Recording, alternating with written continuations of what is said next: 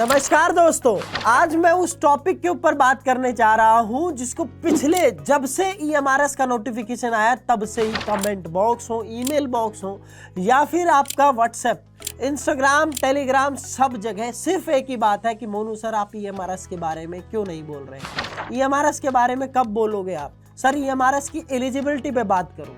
तो आज उसी एलिजिबिलिटी पे बात करने आया हूं आपसे, और इसके बाद में मेरी एक और वीडियो आएगी EMRS वर्सेस NCT, तो दोनों के ऊपर बात करेंगे। आज का सेशन एक बहुत ही इंपॉर्टेंट सेशन है। तो मुझे रोज स्टूडेंट्स कमेंट, मैसेजेस और बाकी कॉल्स इतने करते हैं कि सर हमने BPED किया है लेकिन ग्रेजुएशन में फिजिकल एजुकेशन इलेक्टिव सब्जेक्ट नहीं था।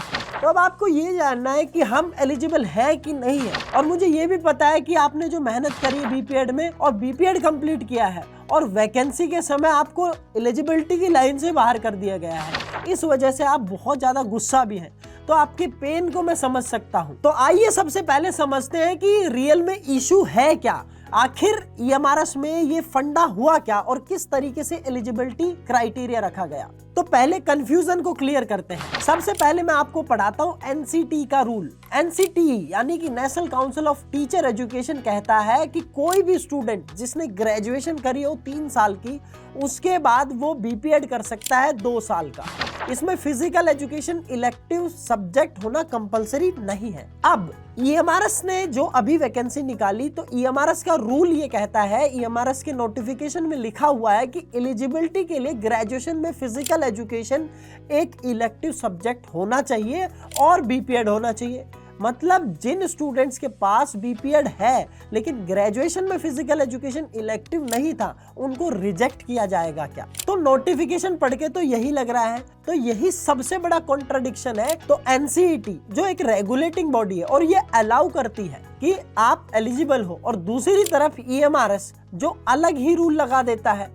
तो यहाँ पर मैं आप सबसे एक बात क्लियर करना चाहता हूँ कि मैं आपका टीचर हूँ, या मुझे दोस्त लगा लो या सीनियर लगा लो, तो मैं सदा ही आपके साथ था, हूँ और सदा ही रहूँगा। आपको अगर ये चाहिए कि मैं टीवी पे आके और आपके लिए लड़ाई लड़ूं, तो उससे कुछ भी नहीं होने वाला। और जो आप सोच रहे हैं वो एक लीगल मैटर है, और लीगल मैटर हम कर ही रहे हैं, ऑलरेडी लीगल मैटर चल ही रहा है।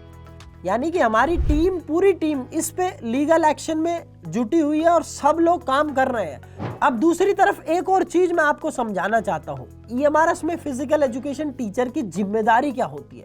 क्या क्लासरूम में पढ़ाता है? नहीं। फिजिकल एजुकेशन टीचर की जिम्मेदारी ग्राउंड में, क्लासरूम में और बाकी बहुत सारी चीजें, खेलने कूदने से, सारी चीजों से संबंधित एक फिजिकल एजुकेशन टीचर है। होलसम डेवलपमेंट करवाना, फिजिकल फिटनेस डेवलप करवाना। अब खुद सोचिए, आप अपना दिमाग लगाइए। अब इसमें बहुत बच्चों को मेरी बात बुरी भी लग सकती है, लेकिन आप खुद सोचो कि अगर संस्कृत के टीचर को संस्कृत पढ़नी ना आती हो, और अगर इंग्लिश के टीचर को इंग्लिश का ज्ञान ही ना हो, और अगर साइंस का टीचर बायोलॉजी, फिजिक्स और केमिस्ट्री की नॉलेज ही ना रखता हो, तो क्या वो टीचर रिलायबल होगा? वैसे ही अगर फिजिकल एजुकेशन का टीचर बिना स्पोर्ट्स की नॉलेज के और बिना फिजिकल एजुकेशन के, जिसने कभी जिंदगी में कोई गेम में पार्ट ही ना लिया हो, कभी खेला भी ना हो, एक उसके पास कोई सर्टिफिकेट भी ना हो, डिस्ट्रिक्ट लेवल क्या, ब्लॉक लेवल क्या, स्कूल लेवल का भी ना हो, तो क्या आप खुद चाहो कि फिजिकल एजुकेशन टीचर उसको बनना चाहिए? वो खुद एक प्लेयर नहीं रहा कभी, तो आप सोच के देखो, इससे फिजिकल एजुकेशन का डेवलपमेंट होगा क्या? ये बात मेरी बहुतों को बुरी भी लग सकती है, चुप भी सकती है, लेकिन हकीकत तो यही है जो मैंने आपको बताई है। तो अगर हमें फिजिकल एजुकेशन का डेवलपमेंट करना है, तो सबसे बड़ा इंपॉर्टेंट यही है कि उसको स्पोर्ट्स से रिलेटेड तो होना ही चाहिए, चाहे कोई भी गेम हो। क्योंकि ये बात हम कैसे मान लें कि किसी ने अगर गेम्स में पार्टिसिपेट ही नहीं किया है, वो फिजिकल एजुकेशन में अच्छे बच्चों को सिखा भी देगा और गेम्स खिला भी देगा? क्या वो प्रैक्टिकली पॉसिबल है? नॉलेज के दम पे क्या आप किसी को प्लेयर बना सकते हैं? या किताब पढ़ के क्या आप कभी किसी को प्लेयर बना सकते हैं? आप खुद सोचो इस बात को।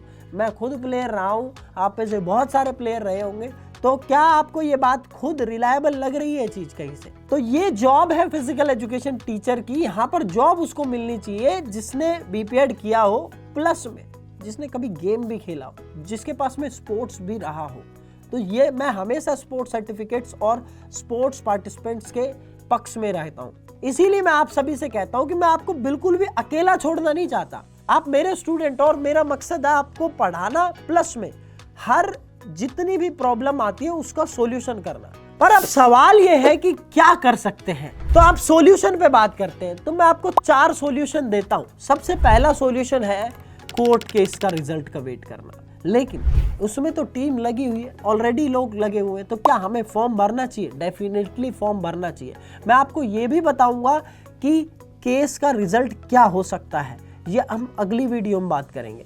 लेकिन अगर कोर्ट केस ने एनसीटी रूल के बारे में मना कर दिया तो कोर्ट केस ऑलरेडी हमारी टीम लगी हुई है इस पे, और उसी के साथ साथ आप सभी को एक ही सलाह दूंगा कि आप फॉर्म जरूर भरना सभी, क्योंकि कोर्ट केस की जब रिजल्ट आएगा तो आप अगर फॉर्म ही नहीं भरा होगा तो आप कैसे एलिजिबल होंगे। दूसरा सॉल्यूशन है ईएमआरएस के अलावा दूसरी जितनी भी हमारी और वैकेंसीज है उन सबको टारगेट करना। तो चाहे आपके फिजिकल एजुकेशन में टीजीटी, पीजीटी या बाकी और कहीं लेवल की जो भी वैकेंसी आती उनको टारगेट करना। तीसरा सॉल्यूशन है, अगर आपने मास्टर डिग्री यानी कि एमपीएड कर रखी है तो आप नेट जेआरएफ की तरफ देखो, आप हायर एजुकेशन की तरफ जा सकते हैं और वहां पर आप असिस्टेंट प्रोफेसर बन सकते हैं। और चौथा और सबसे आखिरी सॉल्यूशन, जो बिल्कुल आखिरी रहना चाहिए हर किसी के लिए, क्योंकि अभी देखो सबसे पहले तो हमें दूसरी वैकेंसीज को टारगेट करना है, अपने हायर एजुकेशन की तरफ जाना है, और लास्ट में हम फिजिकल एजुकेशन को एक लॉन्ग टर्म करियर देखेंगे, जहां पर हम स्कूल्स में, कॉलेजेस में, यूनिवर्सिटीज में, प्राइवेट सेक्टर्स में, फिटनेस इंडस्ट्री, कोचिंग सेंटर्स और बाकी सारी जगह जहां भी हमें अपॉर्चुनिटी मिल सकती है वहां पर हम उसे हासिल करने की कोशिश करेंगे। उसके अलावा तो अनलिमिटेड हमारे पास में दरवाजे खुले हुए हैं, लेकिन हमें सबसे पहले टारगेट करना पड़ेगा जो चीज़ हमारे सामने अवेलेबल है उसको। लेकिन उसी के साथ साथ मैं जाते जाते एक बात और बोलूँगा कि अगर आप ये सोचते हो कि मैं खड़ा नहीं हुआ, देखो वैकेंसी निकाली ईएमआरएस ने, उसके बाद रूल्स है एनसीईटी के दोनों, और उसके साथ साथ बीपीएड किसने करी है? आपने। लेकिन मैं कैसे कल्प्रिट हुआ? आप खुद सोचो दोस्तों। एक बात याद रखना, एक नोटिफिकेशन, एक एलिजिबिलिटी लाइन आपके करियर को नहीं रोक सकती है।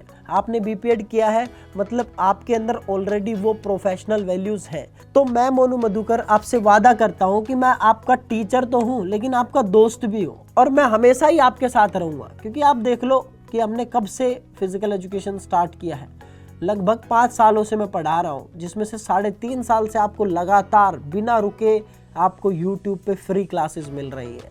लेकिन आपने जब ईएमआरएस वैकेंसी का नाम भी नहीं सुना होगा ना, तब हमने ईएमआरएस के लिए मैराथन्स कर दी थी YouTube पे, वो भी। और हमारे इतने सारे स्टूडेंट्स ऑलरेडी ईएमआरएस में सेलेक्टेड है। ऐसे ऐसे स्टूडेंट भी ईएमआरएस में सेलेक्ट हुए हैं पिछली बार जिनकी एज 39 हो गई थी, यानी कि लास्ट चांस बिल्कुल।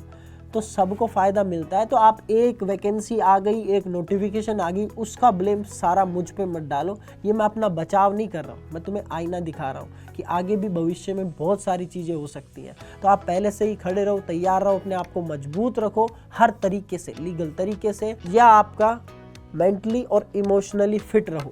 बस एक रिक्वेस्ट है आप सभी से कि आप कॉन्फिडेंस मत तोड़ना, अपने सपनों को मत छोड़ना बिल्कुल भी। फिजिकल एजुकेशन के स्टूडेंट हो यार, हमेशा ही तुम लोगों ने चीज़ें ऐसी ही देखी हैं, चाहे तुम खेलने गए हो तब आपको ऐसी ही चीज़ें देखने को मिली होगी। कहाँ हमें इतना ज़्यादा सपोर्ट मिलता है, तो आज भी नहीं मिल रहा है, लेकिन हम डटे रहेंगे, रुके रहेंगे। और इसी के साथ साथ मैं एक ही बात कहूँगा कि फिजिकल एजुकेशन जिंदाबाद था, है और रहेगा, और तुम्हारा भाई तुम्हारे साथ था, है और रहेगा। जय हिंद, जय भारत, फिजिकल एजुकेशन जिंदाबाद।